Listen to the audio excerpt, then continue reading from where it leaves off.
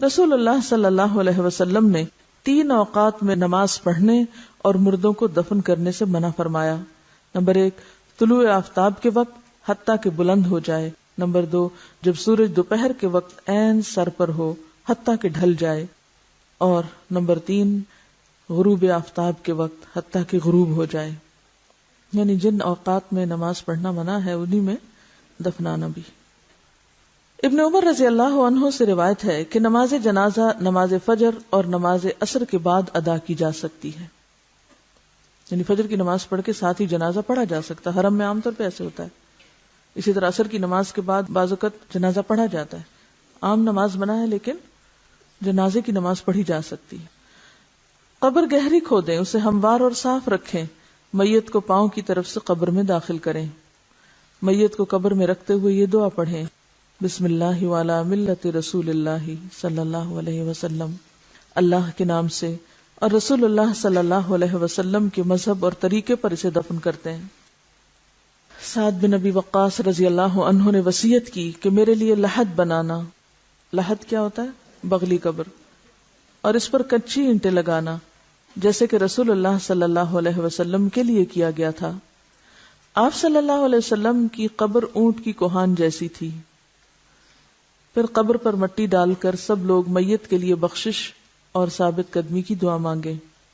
جنازہ کے بعد قبرستان سے نکل کر دعا کرنا رسول اللہ صلی اللہ علیہ وسلم سے ثابت نہیں. قبروں کو پختہ بنانے کی ممانعت. قبروں کو اونچا کرنا, پختہ بنانا, ان پر گنبد اور قبے بنانا حرام ہے. جابر رضی اللہ عنہ کہتے ہیں کہ رسول اللہ صلی اللہ علیہ وسلم نے پختہ قبریں اور ان پر عمارت وغیرہ بنانے سے منع کیا. نیز آپ نے قبر پر بیٹھنے اور ان کی طرف منہ کر کے نماز پڑھنے سے بھی منع فرمایا ہے. چاہے کوئی شخص مجاور بن کے بیٹھے یا چلہ کشی کے لیے, سب ناجائز ہے. رسول اللہ صلی اللہ علیہ وسلم نے قبروں پر لکھنے سے بھی منع فرمایا. حضرت علی بیان کرتے ہیں کہ مجھے رسول اللہ صلی اللہ علیہ وسلم نے حکم دیا کہ میں ہر تصویر مٹا دوں اور ہر اونچی قبر برابر کر دوں. ام حبیبہ اور ام سلمہ نے رسول اللہ صلی اللہ علیہ وسلم سے ایک گرجے کا ذکر کیا کہ اس میں تصویریں لگی تھی, یعنی حبشہ کے علاقے میں جب یہ ہجرت کر کے گئی ہیں, کیونکہ عرب میں تو گرجا نہیں تھا.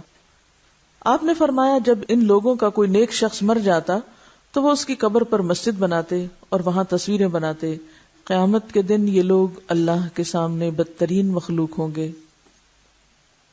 رسول اللہ صلی اللہ علیہ وسلم نے آخری بیماری مرض الموت میں فرمایا, اللہ تعالیٰ یہود و نصارہ پر لعنت کرے جنہوں نے اپنے پیغمبروں کی قبروں کو مسجدیں بنا لیا. حضرت عائشہ نے فرمایا اگر اس بات کا ڈر نہ ہوتا کہ لوگ آپ کی قبر کو مسجد بنا لیں گے تو آپ کی قبر کھلی جگہ میں ہوتی, یعنی اس ریسٹرکٹڈ ایریا میں نہیں. اور یاد رکھیے کہ یہ جو قبر کے ساتھ مسجد نبوی ہے یہ قبر کی وجہ سے نہیں بنائے گی. مسجد پہلے تھی اور قبر قریب بنائے گی اور پھر وسعت کی وجہ سے وہ ایک طرح سے جیسے مسجد کے اندر شامل ہوگی, حالانکہ اب بھی وہ ایک طرح سے الگ ہے, ایک کارنر پر ہے, بیچ میں نہیں آئی. ساری ایکسٹینشن پیچھے کی طرف ہوئی, آگے نہیں ہوئی. رسول اللہ صلی اللہ علیہ وسلم نے فرمایا میں نے تمہیں قبروں کی زیارت سے منع کیا تھا, اب تم ان کی زیارت کیا کرو. ایک روایت میں ہے قبروں کی زیارت موت یاد دلاتی ہے. شیخ البانی فرماتے ہیں نبی صلی اللہ علیہ وسلم نے قبروں کی زیارت کرنے والی عورتوں پہ لعنت کی, مگر اس کے بعد آپ نے اجازت دے دی تو اس میں مرد عورت دونوں شامل ہیں. آپ صلی اللہ علیہ وسلم ایک ایسی عورت کے پاس سے گزرے جو قبر پر بیٹھی رو رہی تھی. آپ نے اسے اللہ سے ڈرنے اور صبر کرنے کا حکم دیا. اگر عورتوں کا قبرستان جانا ناجائز ہوتا تو آپ اس کو قبرستان آنے سے بھی منع کرتے, صرف رونے سے نہیں بلکہ وہاں بیٹھنے سے یا آنے سے بھی. حضرت عائشہ اپنے بھائی عبد الرحمن کی قبر کی زیارت کو گئیں. ان سے کہا گیا کیا نبی صلی اللہ علیہ وسلم نے عورتوں کو اس سے منع نہیں کیا؟ تو حضرت عائشہ نے فرمایا پہلے منع کیا تھا پھر اجازت دے دی تھی.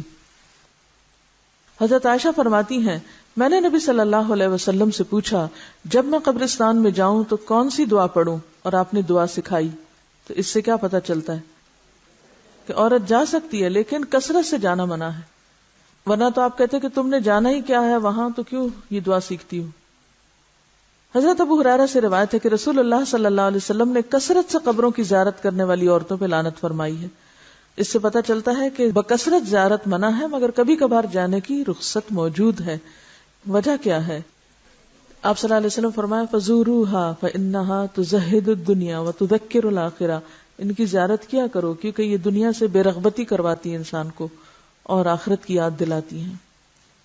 رسول اللہ صلی اللہ علیہ وسلم نے فرمایا مردوں کو برا نہ کہو، جو اعمال انہوں نے کیے تھے وہ انہیں مل گئے۔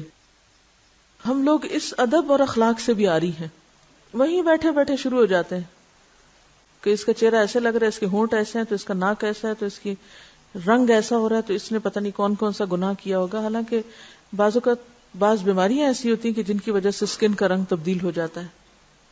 اور ایک بات یاد رکھیے کہ جو شخص یہ کہتا ہے کہ لوگ ہلاک ہو گئے وہ سب سے زیادہ ہلاک ہونے والا ہے۔ کوئی حق نہیں کسی کو کہ کسی کے بارے میں کچھ طرح کمنٹ کرے، یعنی کسی کی تعریف اگر نہیں کر سکتے تو اس کی برائیوں پر بھی زبان نہ کھولو کیونکہ وہ اپنے انجام کو پہنچ گئے۔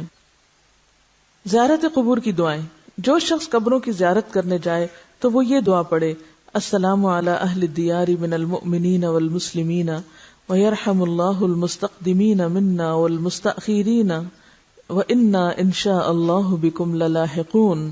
مومن اور مسلمان گھر والوں پر سلامتی ہو، ہم میں سے آگے جانے والوں اور پیچھے رہنے والوں پر اللہ تعالی رحم فرمائے، اور اگر اللہ نے چاہا تو ہم بھی عنقریب تم سے ملنے والے ہیں۔ مسلم ہی کی ایک روایت میں یہ الفاظ بھی ہیں اسأل اللہ لنا ولکم العافیہ، میں اللہ تعالیٰ سے اپنے اور تمہارے لیے عافیت کی دعا کرتا ہوں۔ آپ نے سوال یہ کیا تھا کہ اگر کوئی شخص کہیں فوت ہو جائے تو اس کو ٹرانسپورٹ کر کے دوسری جگہ لے جایا جا سکتا ہے؟ پسندیدہ تو یہی ہے کہ جہاں کوئی فوت ہوئے وہیں دفن کرے، کیونکہ زمین تو ساری اللہ کی ہے۔ کیونکہ ظاہر ہے کہ کسی مردے کو ٹرانسپورٹ کرنا آسان کام نہیں، الا یہ کہ کہیں کوئی مسلمانوں کا قبرستان نہیں یا کوئی جگہ نہیں مل رہی تو دوسری جگہ لے جا کے دفن کر دیں، لیکن کتنا خرچ اٹھتا ہے اس پہ۔